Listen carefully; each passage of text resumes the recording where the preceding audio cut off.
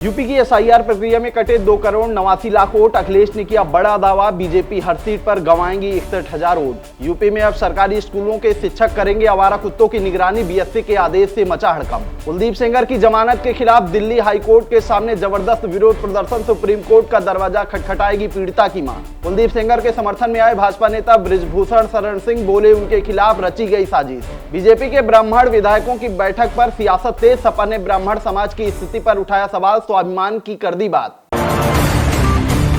नमस्कार, खबर चौक की इस न्यूज बुलेटिन को आपने देखना शुरू कर दिया है और मैं हूं अमन सिंह वत्स आपके साथ। तो चलिए नजर डालते हैं देश और प्रदेश की 5 बड़ी खबरों पर।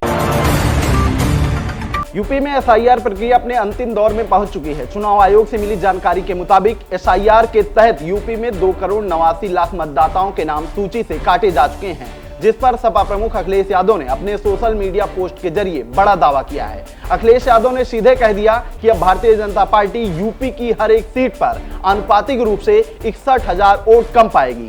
साथ ही उन्होंने बड़ा सवाल उठा दिया कि ऐसे में बीजेपी सरकार क्या बनाएगी, 2.5 अंक भी पार नहीं कर पाएगी। उन्होंने आगे ब्राह्मण विधायकों की बैठक पर टिप्पणी करते हुए लिखा, इसीलिए आपसी लड़ाई अब एक दूसरे पर आरोप प्रत्यारोप व टोका टोकी पर खुलेआम नोटिस के रूप में सामने आ रही है। उत्तर प्रदेश के पीलीभीत में बीएससी के फरमान ने शिक्षकों के बीच हड़कंप मचा दिया है। दरअसल पीलीभीत में अब परिषदीय स्कूलों के शिक्षक आवारा कुत्तों के स्थलों का चिन्हांकन कर निगरानी की रिपोर्ट पेश करेंगे। इसे लेकर बेसिक शिक्षा अधिकारी रोशनी सिंह की तरफ से फरमान जारी किया जा चुका है। बीएससी के आदेश को लेकर अब शिक्षक संघ के नेताओं ने बयानबाजी भी शुरू कर दी है। शिक्षक संघ के जिलाध्यक्ष राजेश मिश्रा ने कहा कि शिक्षक यदि कुत्तों की गिनती कराएंगे तो उससे शिक्षकों के मान सम्मान पर फर्क पड़ेगा। यदि ऐसा होता है तो इसका हम सड़क पर उतरकर विरोध प्रदर्शन करेंगे। परिचय बता दीजिए। मेरा नाम राजेश कुमार शुक्ला है। मैं उत्तर प्रदेशी प्राथमिक शिक्षक संघ का रायबरेली का जिलाध्यक्ष हूँ। क्या हुआ है, इसलिए आप लोग यहाँ पे? शिक्षकों के ऊपर लगातार कोई न कोई समस्या इस समय आए दिन आती जाती है। अभी हम लोगों का एक आदेश जारी हुआ है एनसीटीई का कि जो 2017 के पहले एक आदेश आया है कि जो लोग पहले टीटी नहीं थे उनको भी टीटी करना पड़ेगा, जबकि जब टीटी लागू हुआ है उसके बाद से लोगों ने टीटी किया है, पूर्व के लोगों पे लागू नहीं होना चाहिए था। तो हम लोगों के ऊपर टीटी, कुत्ते गिनना, बिल्लियां गिनना, बीच में एक आदेश आया था उसका ओपीओडी का, तो उसमें सुबह शौच में लोग ना जाएं, ये सब हम लोगों को देखना होता है। तो हम लोगों के ऊपर बड़ी दिक्कतें इस तरह की आती रहती हैं लगातार। तो हम लोग शिक्षक बड़ा आहत है, बड़ा परेशान है, बड़ा चिंतित है अपने भविष्य को लेकर के। आज का क्या आदेश आया आप लोग? हम लोगों के यहाँ एक रायबरेली में आदेश आया है कि विद्यालय जो है, प्रधानाध्यापक जो है वो कुत्ते गिनने का काम करेंगे।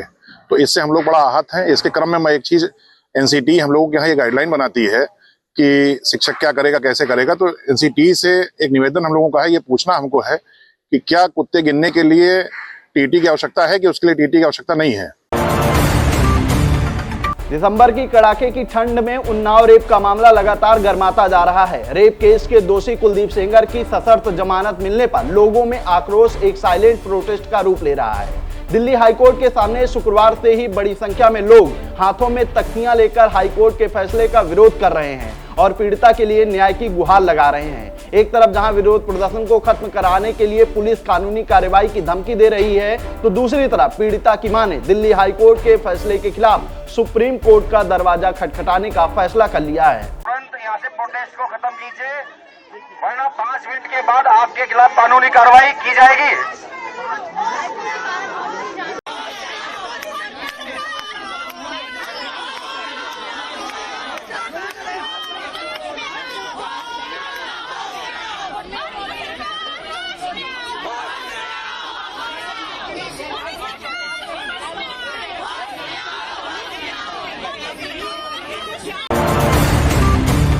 एक तरफ जहां उन्नाव रेप केस के दोषी कुलदीप सिंह सेंगर को जमानत मिलने के बाद बड़ा बवाल मचा हुआ है, तो वहीं दूसरी तरफ भाजपा नेता और कैसरगंज के पूर्व सांसद बृजभूषण शरण सिंह ने कुलदीप सेंगर के समर्थन में उतर आए हैं और कहा कि सेंगर के खिलाफ षड्यंत्र हुआ है। बृजभूषण सिंह ने कहा कि कुलदीप सेंगर को जमानत मिल गई है और मैं इसका स्वागत करता हूं। उनके साथ अन्याय हुआ था, उनके खिलाफ वैसे ही साजिश रची गई थी जैसे मेरे खिलाफ एक वैश्विक साजिश रची गई थी। इसके अलावा उन्होंने कहा कि मेरे मामले में बहुत से लोग मेरे समर्थन में आए और मैं उस स्थिति से बाहर निकल पाया। दुर्भाग्य से वह इससे बाहर नहीं निकल पाए।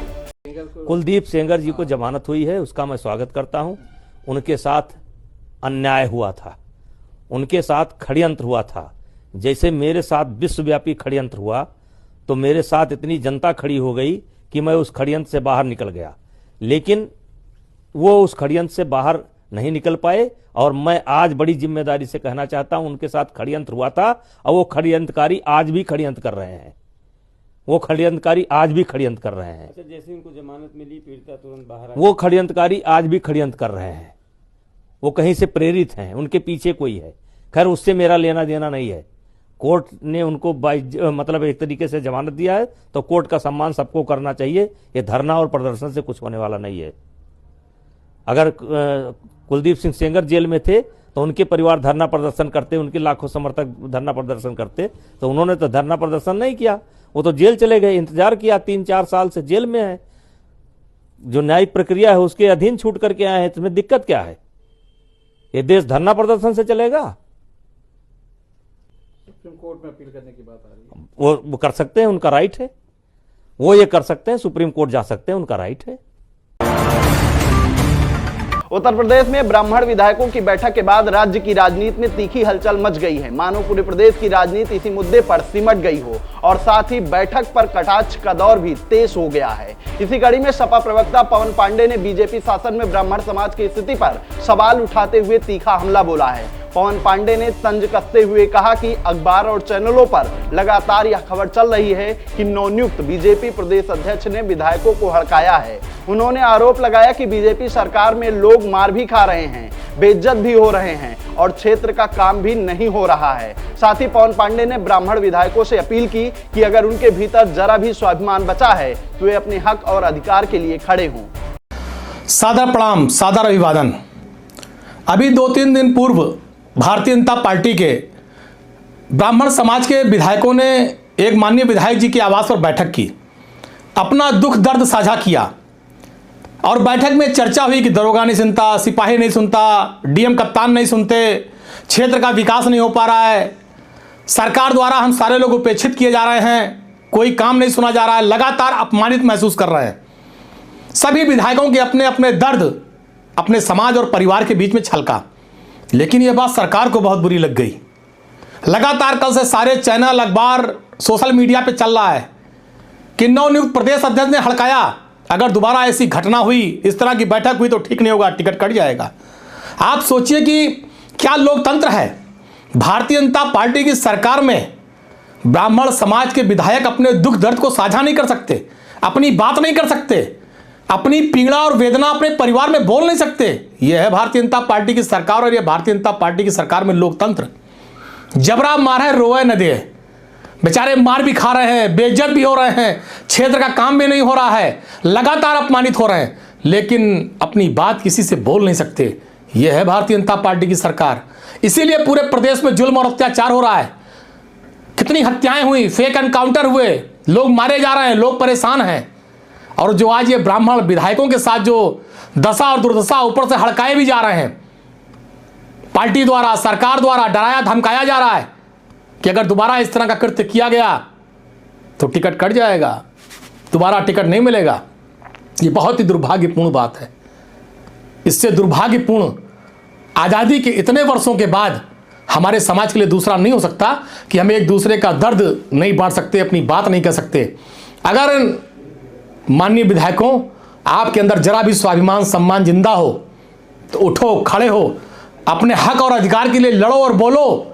अब इससे ज़्यादा अपमान आपका दूसरा नहीं हो सकता कि आप अपने दुख और दर्द को भी बयां करने पर डांटे जा रहे हैं, बेइज्जत किए जा रहे हैं, अपमानित किए जा रहे हैं। लानत है ऐसी राजनीति पर और लानत है, बाकी आप समझदार हैं।